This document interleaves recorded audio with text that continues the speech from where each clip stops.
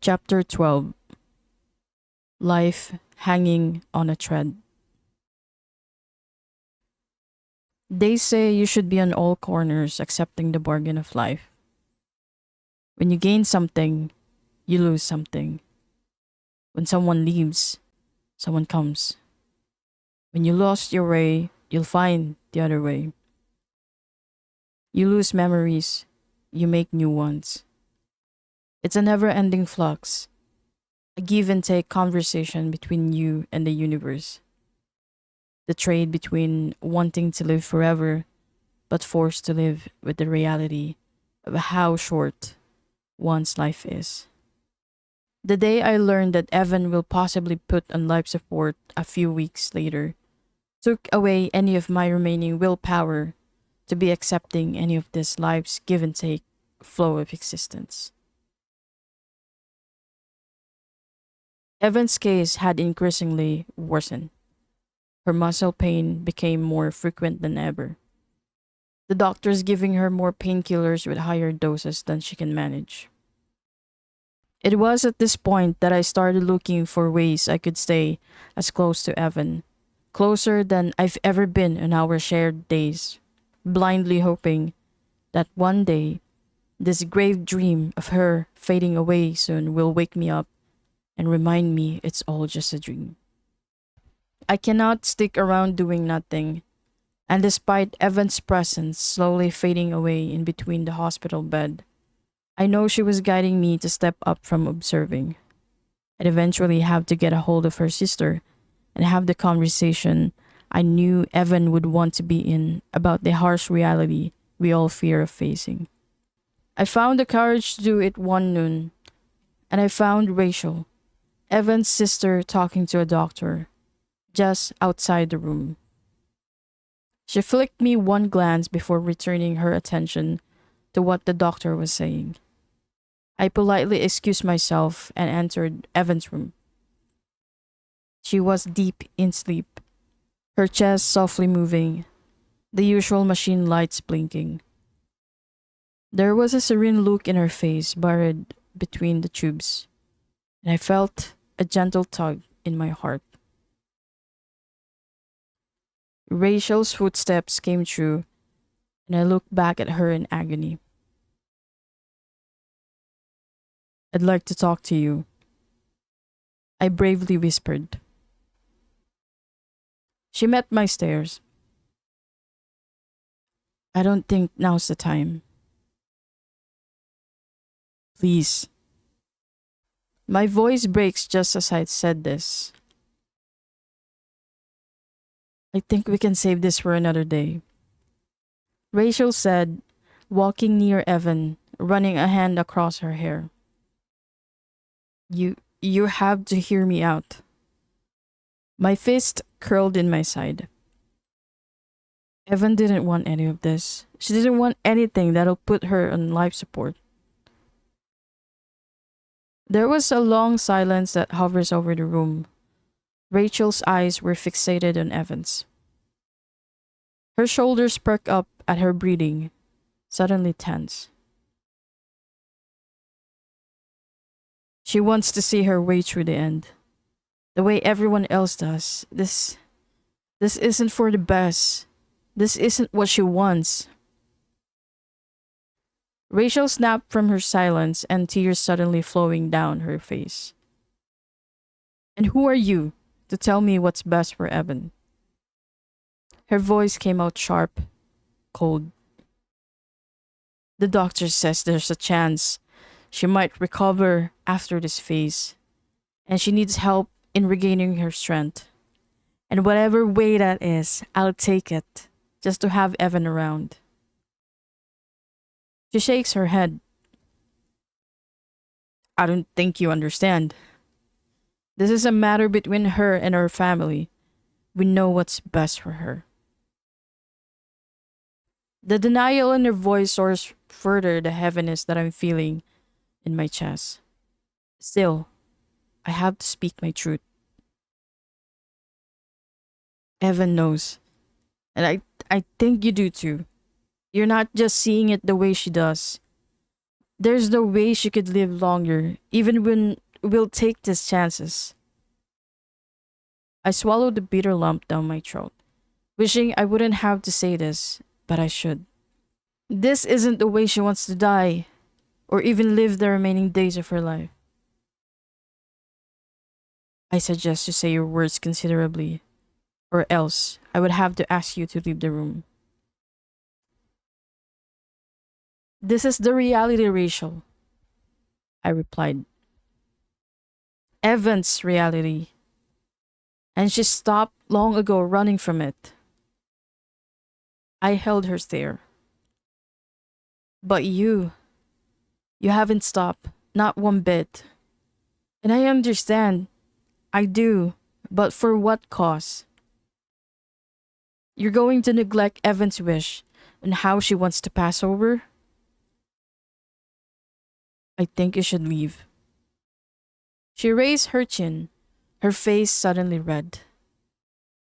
Rachel, it's... Stop! You don't know half of what I have to go through to keep her here, still here, with us. She walks close to me, facing me, containing her breaking voice. You don't know anything, and you should consider that before telling me what to do with my sister. You've only been with her for a couple of months, even tolerated her to do things that may have made her situation worse. My breath snares in surprise, biting my lip. Yes, I know she'd been with you all this time. All this time away from home, going places. But that doesn't mean you have a say in what I have to do for her well-being. She crossed her arms, keeping her composure intact. I've been with her all my life. I know what's best for her. And if putting her on life support to possibly extend her life longer is the best, then let me choose it for her. She looks over to the door. Now, if I may ask you to leave, please. My chest rises and falls in tension, torn between wanting to say more but knowing I had nothing to justify them with. She turns her back to Evan, inch her face close to her, kiss her cheeks. I watch it all in silence, my head heavy. This is what Evan was hinting with all these conversations about life and its ending. This is the pull. The pull between wanting to make someone stay and wanting them to be at peace. And from what I can see, Rachel isn't anywhere between the two. She was blinded by the hope that Evan could live longer and get her normal life back, when we all know it'll never be the same again. Not ever. Not in this lifetime. I left the room feeling bad, disappointed, knowing I haven't done anything to grant Evan's wish. Not with her sister like this. Not with me being coward like this. I stayed in our spot in the park for the rest of the afternoon. Got lost watching Baguio's clear skyline, as if they could give me the ideas on how to seize the battle raging inside me. I pulled out Evan's diary from my bag and resorted to reading it. I've started reading it for the past few days, and it has been helpful in calming my thoughts down. I take off the leaf bookmark where I've last read and gently run my hands through Evan's cursive letters in the pages.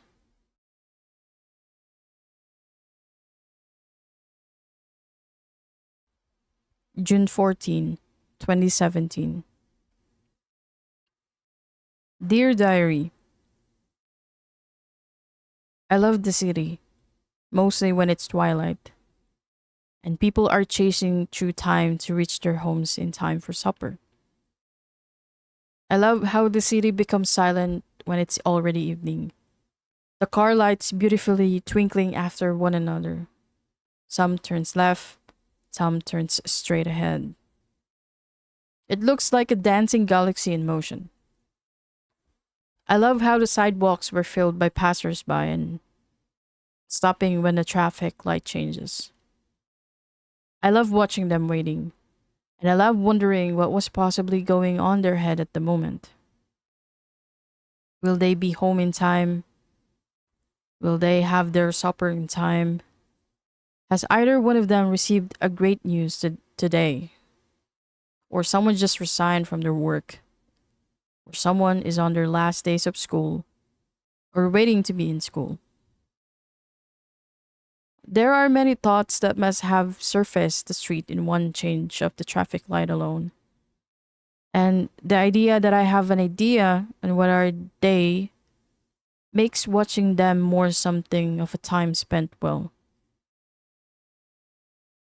The light will turn red for the cars, and then they'll go on with their lives.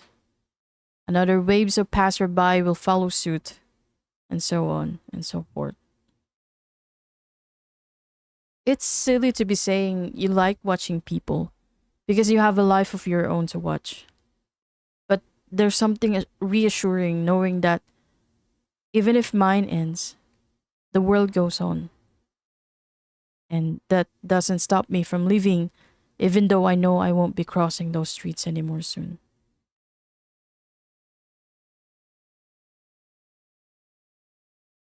July 10, 2017. Dear Diary,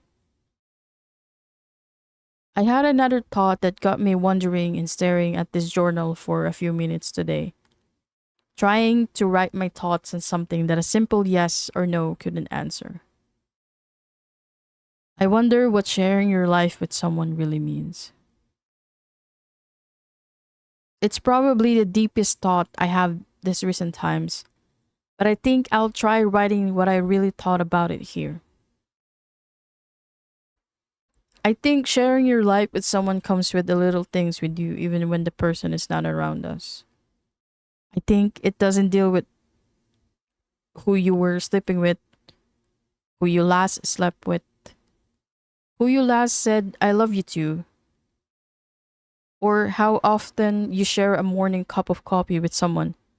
Moreover, who you wake up next to in the morning. I think it comes in every unforeseen way possible. Things that we don't usually take notice of, but things we feel when we're alone and when we're completely ourselves and no one else is around to bear ourselves to. I guess sharing your life with someone is like that. It happens in a different million ways. It's not always the skin to skin connection, or how you laugh together or cry together, but how could you laugh alone or even cry alone and you still think of that person and suddenly you are not alone. They are a part of you, of who you are when you're alone. They are a part of you when you're completely you. It doesn't end when they're gone, and it never ends when you're gone as well. In some ways I cannot explain. I think what I'm trying to say here is that we are all here to share our lives with one another, even when we know it's not for long. For how long, we don't know for sure. I think I'm getting carried away.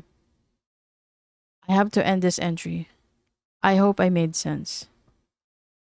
Love, Evan.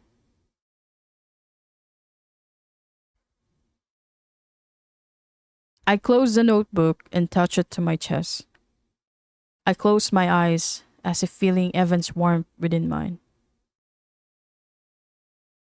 I went home and fell asleep that night clutching Evan's diary next to me, pretending it was her.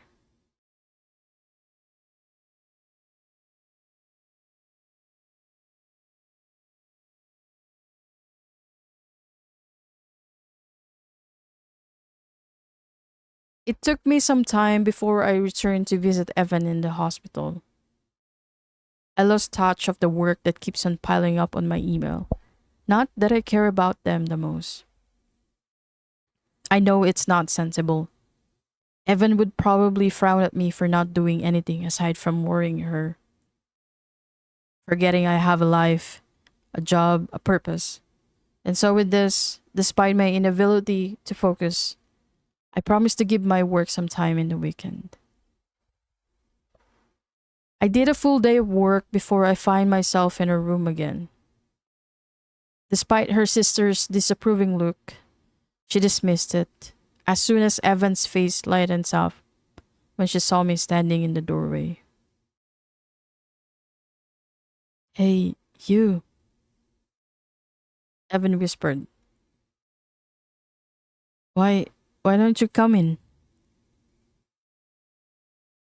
I smiled faintly, trying my best to appear normal, hiding my relief that Evan's not yet put on any life support and that we can still talk. Rachel excused herself, leaving us alone. I walked closer to her bed. Evan's brown eyes lights up as I touch a hand to her hair, down to her cheeks. I watch her pale lips move in between the tubes, and I move my head closer as I couldn't hear what she was trying to say, struggling in every breath. Evan? I said, I wrote you a letter when I was here on my first day. She whispered, back pocket of my bag. I gave her backpack a look and attempted to get it, but she stopped me. I gave her a strange look. It's it's not one of my diaries. It's just she swallowed hard and shakes her head. It's just something I want you to read, but not now. Just keep it for reading, for later. I wondered what she was up to again this time, but I trusted the little smile she managed in between those tubes, thinking it's something she's written to lighten myself up.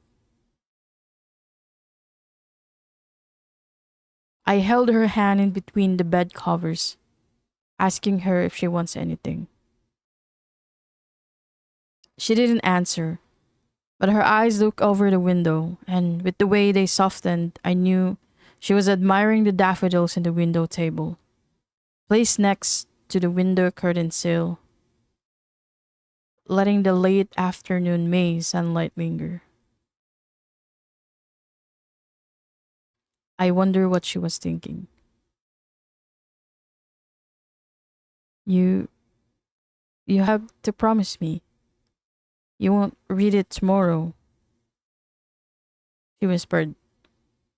Her voice may be lower than usual, pausing in every chance, but it was music to my ears. I won't, I said, smiling. I promise. I didn't know what was with what I just said or what I just did, but she is herself back to the Evan I remembered from the first day back. She bore the same gentle look on her face, a shy smile, only weaker, only a little less restless. But nonetheless beautiful. How are you feeling? I asked her. She struggled to reply, but I let her linger at the moment. Until on a smile, she said, better now, now that you're here. I can't help but smile again, and I reach for her frail hand and kiss its back, feeling restless and blessed at the same time.